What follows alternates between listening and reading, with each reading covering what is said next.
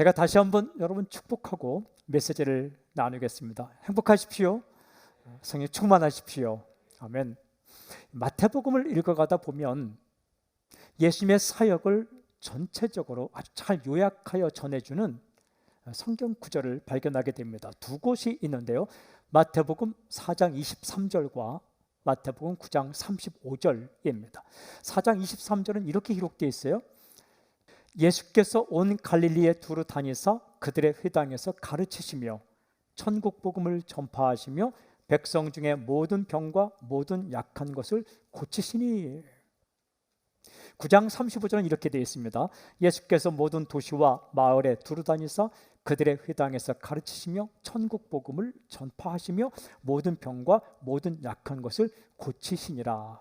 예수님께서 두루 다니셨습니다. 사람 만나셨어요. 무슨 일을 하였는가?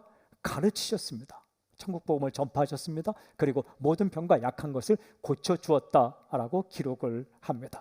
이 마태복음 4장 23절과 9장 35절 사이에 5장, 6장, 7장, 8장, 9장 말씀이 있죠. 이 마태복음 5장, 6장, 7장, 8장, 9장에는 예수님께서 어떻게 가르치셨으며 무엇을 가르치셨고 어떻게 고치셨고 어떻게 복음을 전파했는가가 구체적으로 잘 기록이 되어 있습니다. 두 부분으로 기록되는데요. 5장부터 7장까지는 예수님의 말씀 사역을 기록하고 8장부터 9장까지는 예수님의 기적 사역을 기록합니다. 우리는 산상보훈이라 불리우는 마태복음 5장, 6장, 7장에 대해서는 지난주까지 말씀을 들었습니다. 오늘부터는 8장부터 시작해서 예수님께서 행하신 기적적인 사역에 대한 말씀을 듣길 원합니다.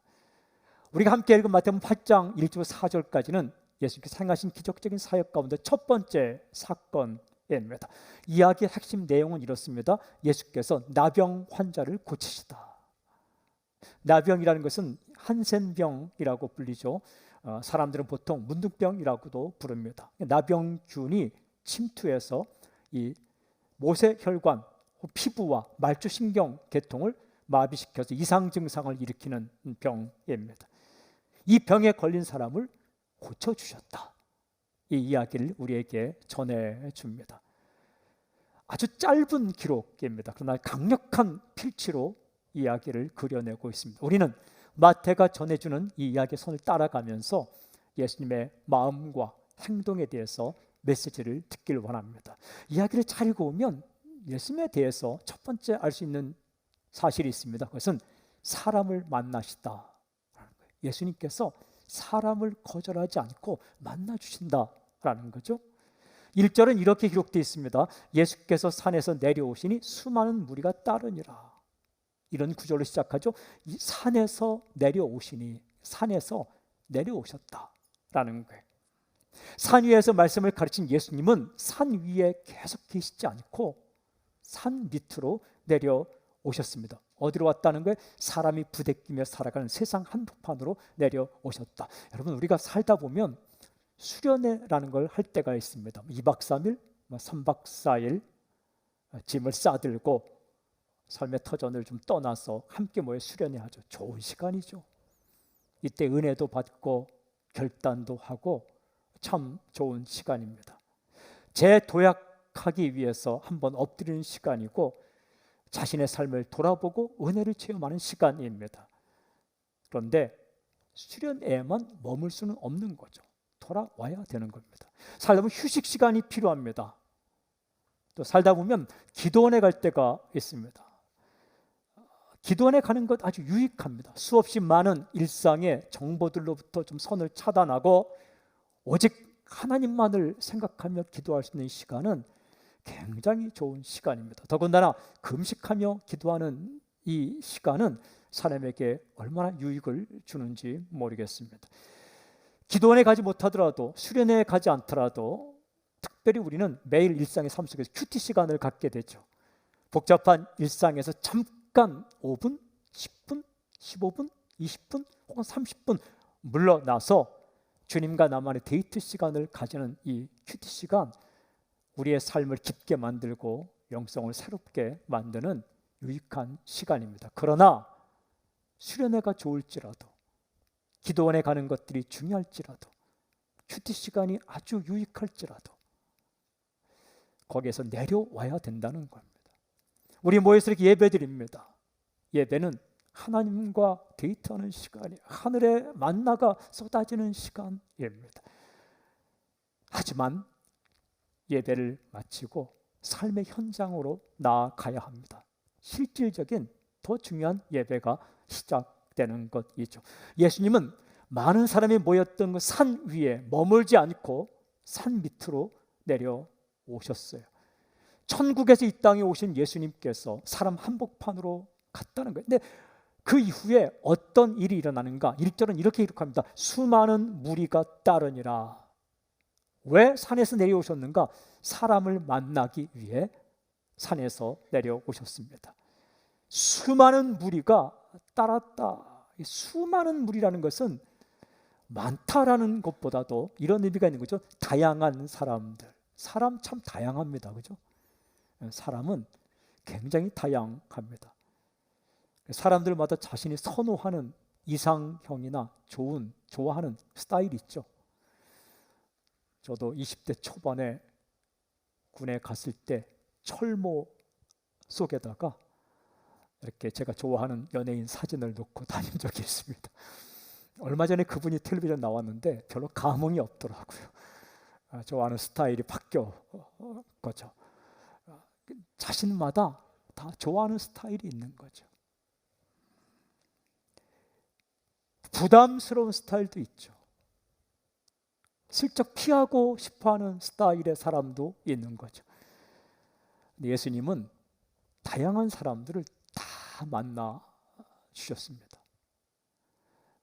제가 이 말씀을 묵상하다가 수많은 무리를 주께서 만나 주셨다, 이 본문에 있는데 이런 생각이 들었어요.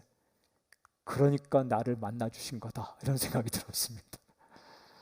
제 성격 주님이 다 따지시고, 생김새 따지고, 과거 따지고, 출신 따지고, 제 말하는 스타일 따지시고, 옷 입는 스타일 다 따져서 호불호를 따졌다면 주님께서 저를 만나 주셨겠습니까? 사람은요, 많은 사람을 만나고 살다 보면 어느 순간 사람이 좀 싫어질 때도 있습니다. 이유가 여러 가지가 있겠지만 사람 만나고 이렇게 대하는 것이 힘들어질 때가 있습니다. 두려워질 때도 있습니다. 사람을 알면 알수록 가깝게 대하는 것이 훨씬 더 어려워질 때가 있다고요. 저는 이 시간 먼저 축복하고 선포합니다. 오늘 예배를 드리는 분들 가운데 요즘 사람이 싫어졌거나 사람 대하는 게 무서워진 사람이 있다면 오늘 사람을 마다하지 않고 다 만나주신 그 주님의 사랑이 당신 가슴 가운데 흘러 넘쳐서 사람 대하는 것이 어렵지 않기를 좀 선포합니다. 다시 사람을 만날 수 있는 용기가 생기길 바랍니다. 지치고 힘든 상태로 이곳에 나온 사람이 있다면 오늘 주님의 사랑이 흘러 넘쳐서 다시 한번 가서 사람 틈바구니 속에서 견딜 수 있는 새로운 힘이 생기길 바랍니다. 중요한 질문이 있어요. 예수님은 사람을 만나 주실 때에 사람의 어떤 부분을 보았을까라는 거예요. 질문, 사람은 이 땅에서 어떻게 살아가고 예수님은 사람의 살아가는 모습 가운데 어떤 면을 먼저 보았을까? 두 번째 포인트, 사람은 아프다라는 거예요. 사람은 아프다. 사람 사는 현장으로 내려오신 예수님의 행동을 1절에 이어지는 2절에는 이렇게 기록합니다. 한 나병 환자가 나와 절하며 이르되 주여 원하시면 저를 깨끗하게 하실 수 있나이다 하거늘. 그러니까 산 위에서 내려오신 예수님께서 만난 사람, 어떤 사람인가? 아픈 사람이라는 거예요. 나병에 걸려서 아파하는 사람, 주님의 시선이 머물렀던 사람이고 주님께 나왔던 사람입니다. 이 세상에 살아가는 동안 우리는 좋은 일도 많이 겪습니다. 그러나 피할 수 없는 게 하나 있어요. 아프다라는 거예요. 요한계시록을 이번에 다시 읽어보니까 요한계시록에는 이 땅의 인생과 새하늘과 새 땅, 천국을 대조하며 우리에게 전해주더라고요. 그러니까 이 땅에는 있는 것, 그러나 천국에는 없는 것, 무엇이 다른가? 요한계시록 21장 4절 이렇게 기록되어 있어요. 모든 눈물을 그 눈에서 닦아주시니 다시는 사망이 없고 애통하는 것이나 곡하는 것이나 아픈 것이 다시 있지 아니하리니 처음 것들이 다 지나갔음이로라. 이 구절을 잘 관찰해 보면 이 땅에 있는 것들, 경험하는 것들이 이렇게 기록되어 있어요. 눈물, 사망, 애통, 곡, 아픈 것. 천국은 눈물이 없어요. 새하늘과 새 땅에는 사망, 죽음이 없습니다. 그곳에는 애통, 가슴침이 아파하는 것이 없습니다. 곡, 소리내어 울 일이 없습니다. 그리고 아픈 것이 없다. 그러나 이 땅에는 눈물이 있습니다. 이 땅에 사망이 있습니다. 애통이 있고 곡이 있고 아픈 게 있습니다. 그렇게 살아갑니다. 아프면 어떻습니까? 아프면 힘듭니다. 아프면 눈물 납니다. 아프면 서럽습니다. 아프면 울고 싶어집니다. 그렇게 살아간다는 거예요. 예수님은 사람을 볼 때 이 사람을 본 것처럼 사람을 볼 때에 아프게 살아가는구나, 이 면을 보신다는 거예요. 이 아픈 사람이 어떻게 했는가?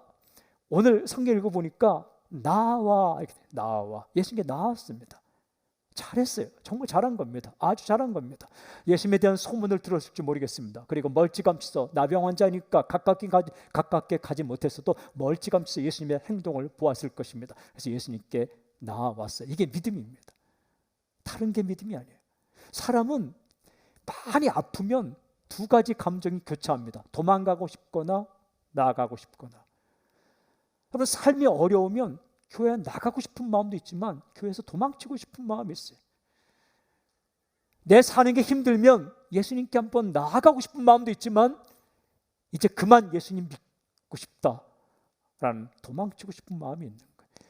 나병에 걸려 힘든 이 사람이 어떻게 했는가? 주님께 나왔다.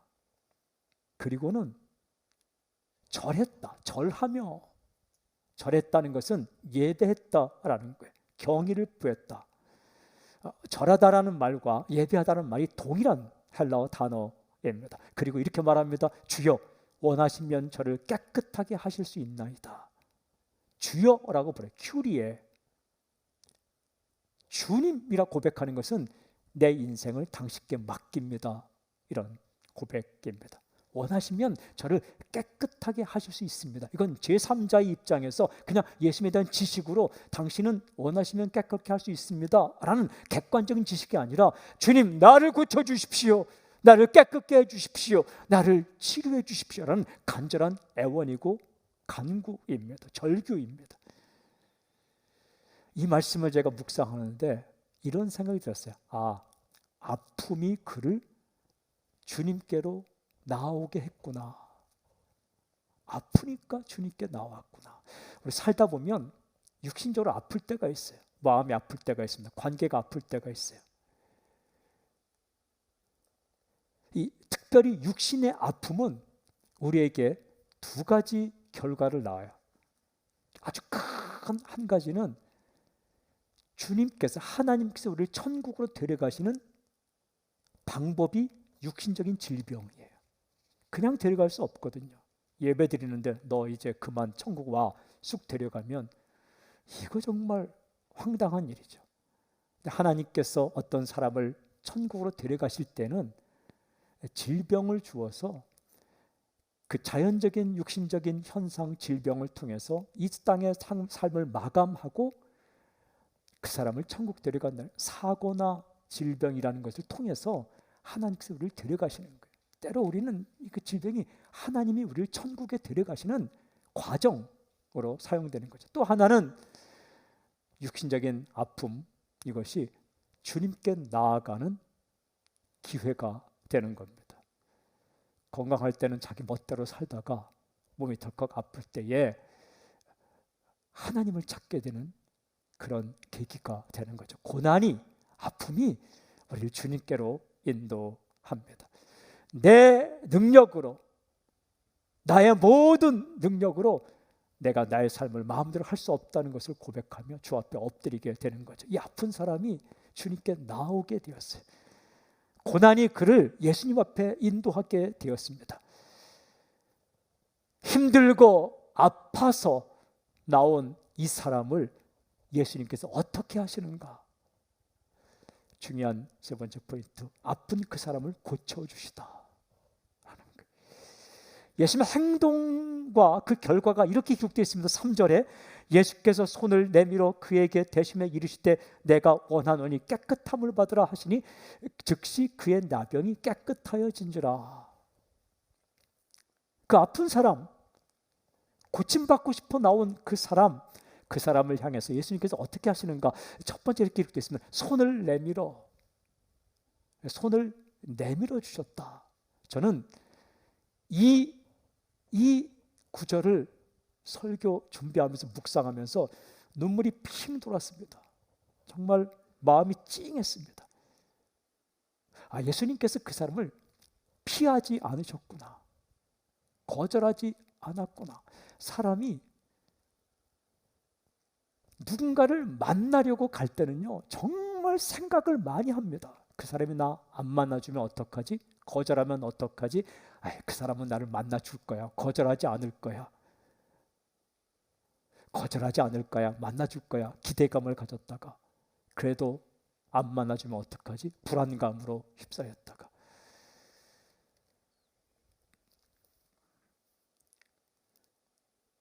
아주 예전에 좀 이렇게 돈이 전세금 중에 일부가 필요해서 은행에 대출이라는 걸 처음 한번 받아보려고 이렇게 갔는데 안 주더라고요. 얼마나 서운한지 몰라요.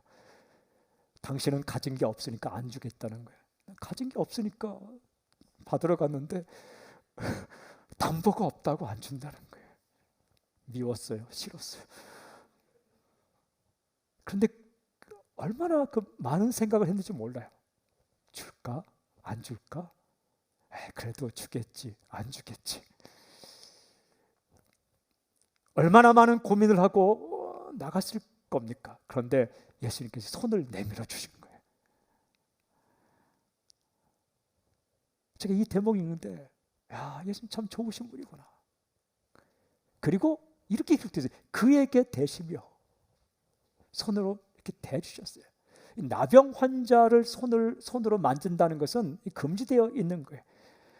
예수님께서 손을 대주시고 이렇게 말씀하시는 거예요. 내가 원하노니 깨끗함을 받으라. 원한다는 거예요. 예수님은 이 나병 환자가 깨끗함을 받기를 원한다. 여러분, 예수님은 우리가 아프지 않기를 원하시는 거예요. 내가 원하노니 깨끗함을 받으라. 예수님 마음이 느껴졌습니다. 예수님은 아픈 사람이 낫기를 원하십니다. 고쳐주기를 원하셨어요. 이게 사랑이더라고요.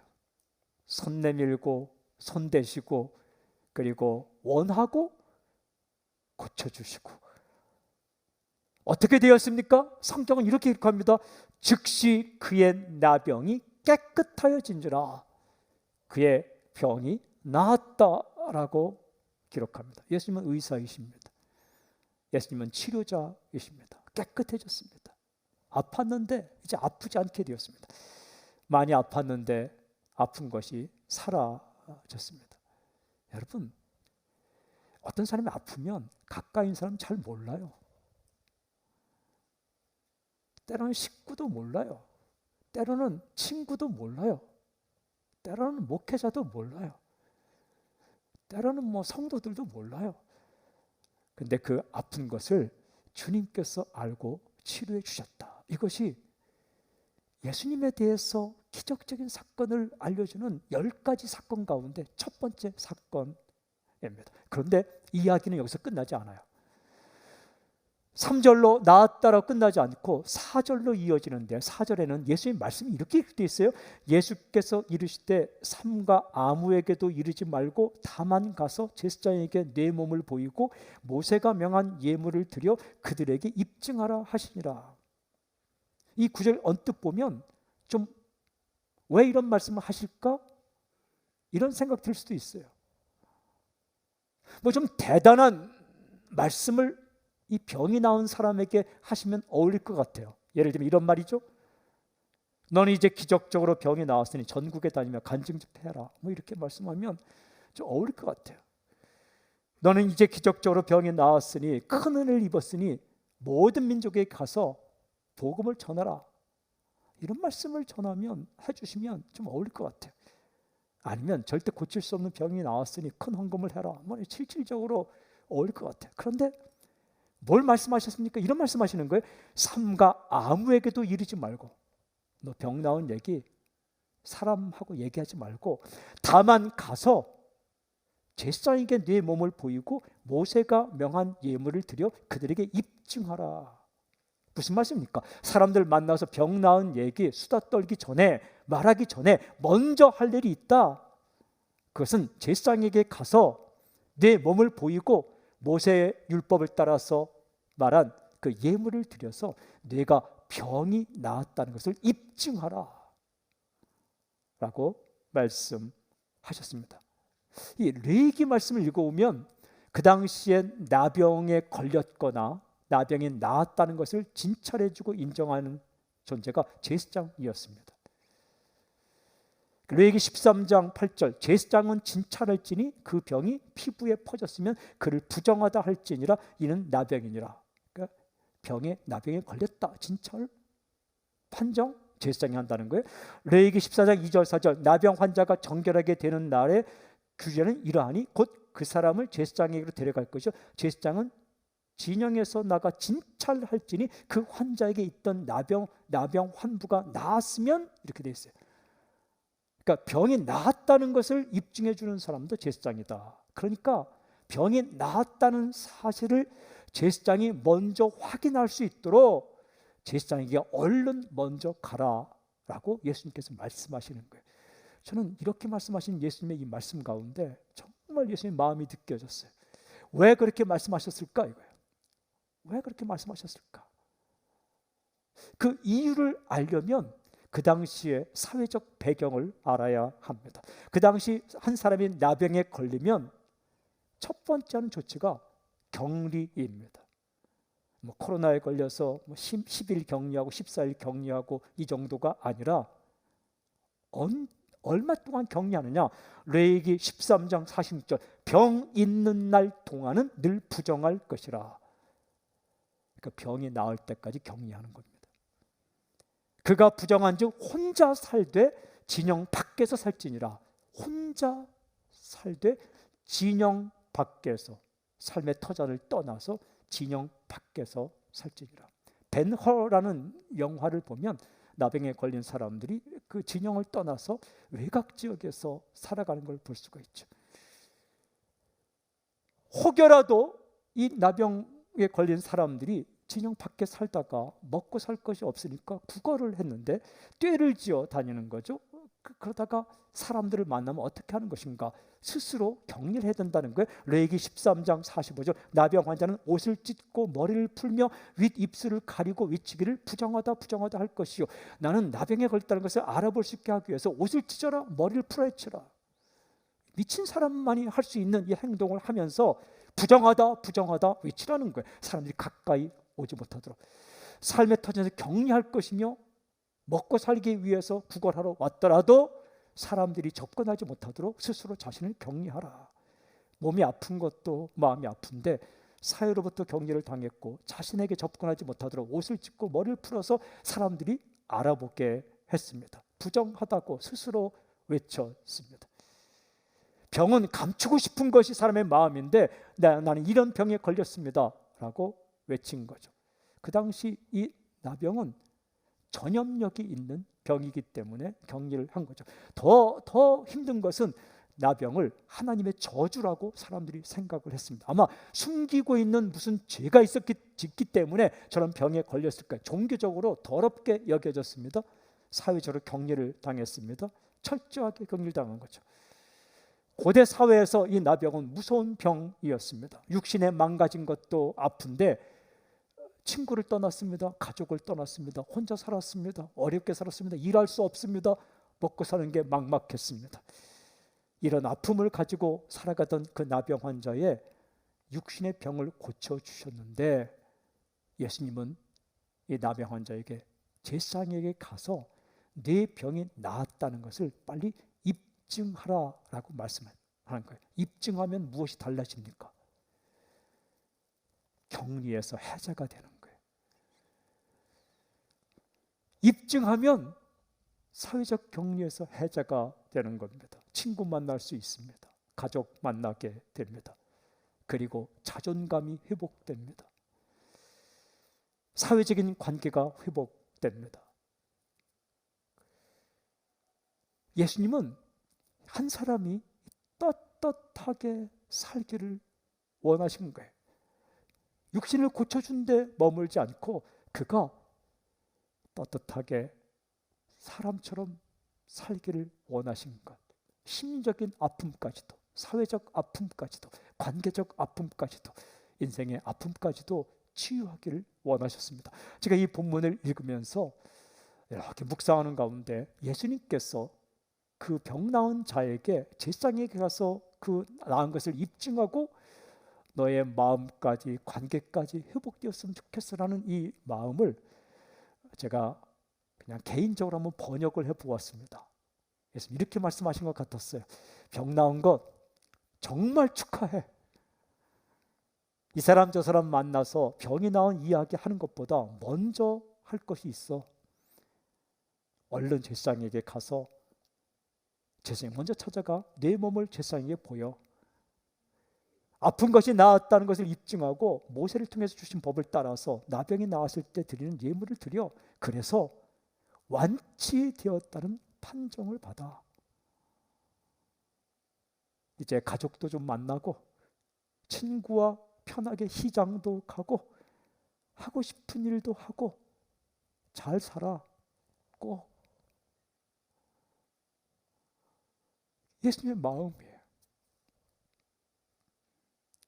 저기 설교문을 써놓고 어제 어떤 분에게 이렇게 문자를 받았는데 외국에서 들어와서 이렇게 격리하고 나서 격리가 어제 해제된다고 제일 먼저 갈 곳을 문자를 보냈는데 시장이더라고요. 떡볶이 순대 사 먹겠다고. 여러분, 평범한 사람은 몰라요. 누릴 때는 몰라요.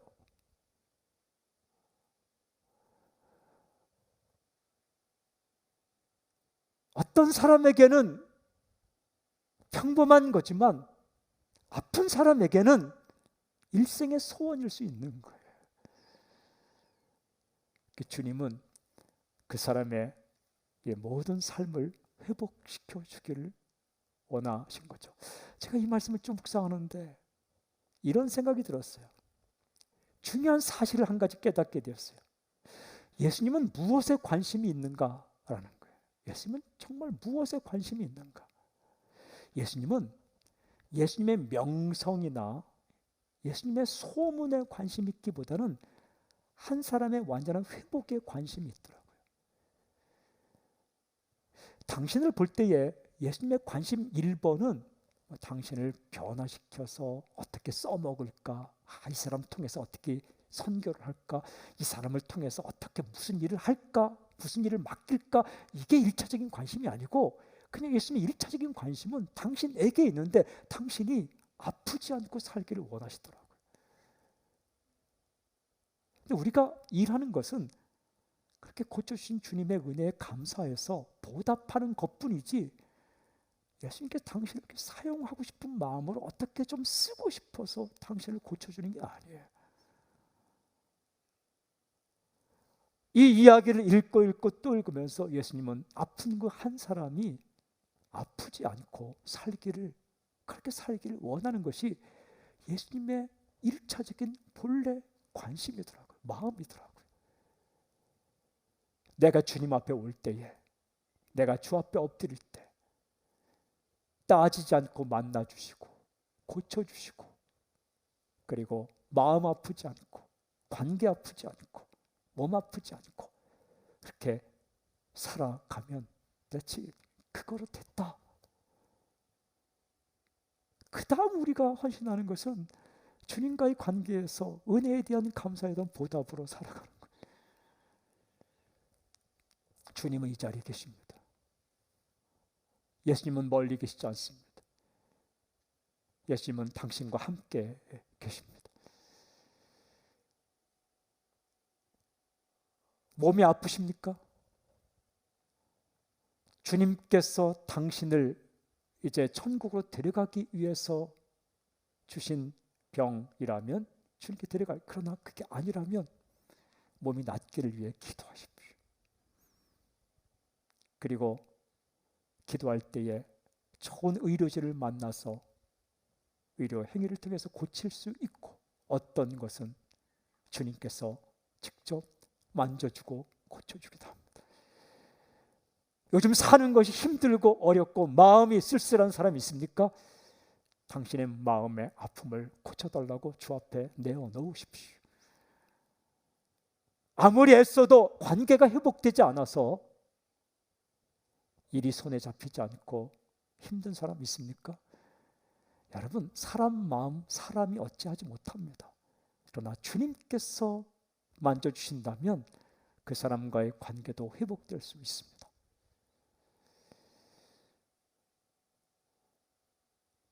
이 시간 힘들고 어려운 마음으로 오신 분이 있다면, 사람 때문에 지치고 일 때문에 아프고 관계 때문에 아픈 사람이 있다면, 여러분 지금도 살아계신 예수님의 역사로 말미암아 회복되는 사건이 있을 것입니다. 저는 이 예수님의 말씀을 당신이 꼭 기억할 수 있길 바랍니다. 내가 원하노니 깨끗함을 받으라. 내가 원하노니 깨끗함을 받으라. 이 예수님의 선포가 오늘 당신의 삶에 사건으로 나길 주님 선포합니다. 우리는 10주 동안 말씀을 들으면서 한 가지 한 가지 사건을 묵상하고 그 말씀을 따라 그대로 기도하길 원합니다. 오늘은 다른 사람을 위한 기도도 중요하지만 자신을 위해 기도하십시오. 다른 사람을 위한 중보기도는 다음 주에 할 것입니다. 백부장이 하인을 위해 요청하는 그런 사건을 통해서 우리 주변에 아픈 이들 위해서 기도할 것입니다. 오늘 예수님의 관심은 당신에게 있습니다. 주님, 내 마음과 나의 관계와 내 몸 가운데 손을 대서 만져주셔서 치유자 예수님, 의사 되신 예수님, 주님 회복시켜 주시고 고쳐 주십시오. 제가 선포합니다. 나사렛 예수의 명언이니 오늘 주님의 역사로 말미암아 당신의 의기소침한 떨어졌던 뚝 떨어졌던 그 상한 마음들이 회복되는 놀라운 역사가 있을지어다. 아픈 육신 가운데 치유의 광선이 발하여주셔서 깨끗하는 놀라운 사건이 있을지어다. 아무리 애쓰고 힘써도 회복되지 않는 아픈 관계가 있다면, 서먹한 관계가 있다면 오늘 주님의 역사로 말미암아 회복되는 역사가 있을지어다. 그렇게 행하실 주님을 찬양합니다. 할렐루야. 아멘.